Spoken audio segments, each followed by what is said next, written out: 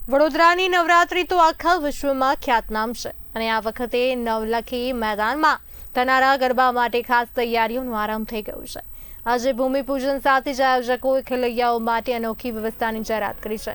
75,000 ખેલૈયાઓ એક સાથે ગરબા રમે તેવી મેદાનમાં વ્યવસ્થા કરાશે, જ્યારે 15,000થી વધુ લોકો દર્શન કરી શકે એવી ગેલેરી તૈયાર થશે। મહિલાઓની સુરક્ષા માટે મહિલા સિક્યોરિટી તૈનાત થશે અને આયોજકોના જણાવ્યા મુજબ ખેલૈયાઓને ગરબામાં પ્રવેશ માત્ર તિલક કર્યા પછી જ મળશે, સાથે જ વિધર્મીઓને પાસ આપવામાં આવશે નહીં।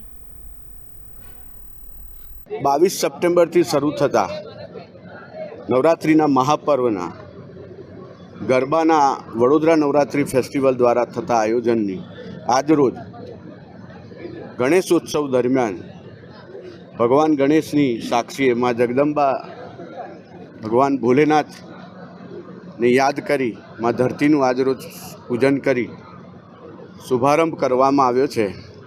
અને મેઘરાજા પણ જ્યારે આ પૂજાથી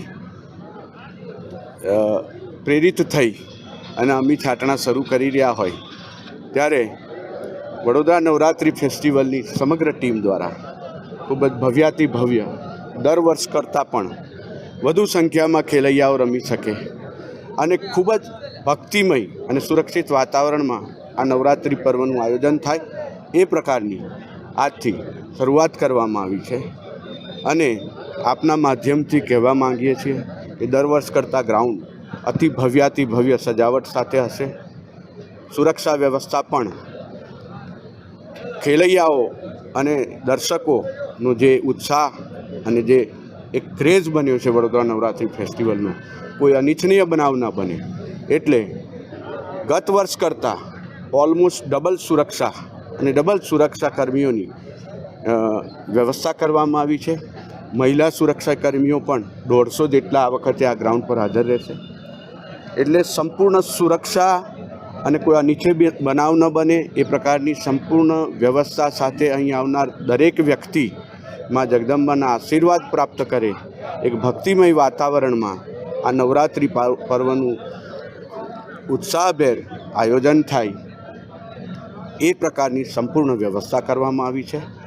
અને એક અલગ માહોલ અને અલગ જ ડેકોર સાથે અમે આ વખતે આવી રહ્યા છીએ। રજિસ્ટ્રેશનની શું વ્યવસ્થા રાખો? રજિસ્ટ્રેશન માટે ઓનલાઈન વેબસાઇટ થકી થઈ શકે છે, સાથે સાથે 3 ઓફલાઈન સેન્ટરો પણ અમારા દ્વારા શરૂ કરેલા છે, એટલે ઓફલાઈન સેન્ટરમાં પણ જઈને પાસ મેળવી શકાય છે। આ વખતે દર વર્ષ કરતાં પણ ખૂબ વધારે અનેરો ઉત્સાહ અને દસારો ખેલૈયાઓમાં દેખાઈ રહ્યો છે।